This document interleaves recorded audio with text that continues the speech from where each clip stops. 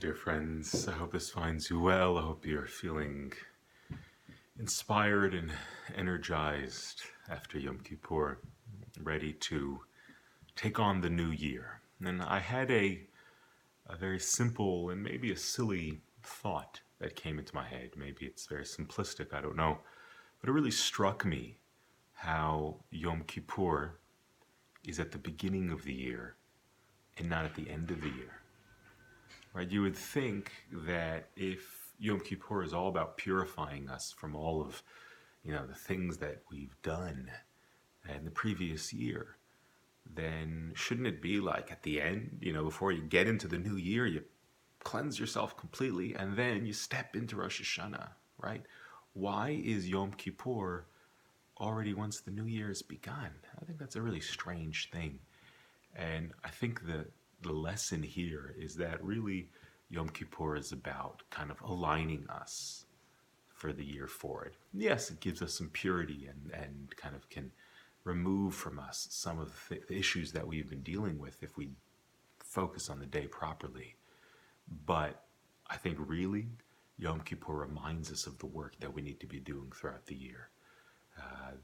We remember these values of compassion and working on forgiveness and working on building community.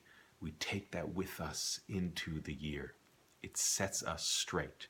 And this really hit home strongly, especially as, I came out of Yom Kippur as kind of something, I was holding on to something. I don't know, Neil, it was great, but I was holding on to something. And then I woke up this morning with the news, of course, of the attack in Germany. And, I was feeling like, oh my gosh, like, of all days, like, how could such a thing happen? And no, like, we come out of Yom Kippur and we say there's a lot of work to do. Yom Kippur is not this magical potion that just kind of fixes the world. No. And that's a silly idea, right? Obviously, it's so simple. But this is the truth. We come out of Yom Kippur and we say, okay, now let's get to work. Now let's build. And so, yes, we build the sukkah. We take the lulav and etrog and we try to continue to do this work. We're still praying for this world. There's so much work that needs to be done on the interpersonal level, on the international level. There's so much work that needs to be done. And so my deep blessing to each and every one of you is let's take Yom Kippur with us. Even if Yom Kippur wasn't perfect, even if maybe we didn't get all the forgiveness out that we needed, maybe we didn't sort things out with other human beings before Yom Kippur, and so we carried that with us into Yom Kippur. Let's take it as Yom Kippur as a model. Say, okay, it is possible. I've realigned myself. I've focused on what's important, and now I'm going to move forward into this world and try to bring it down into this world.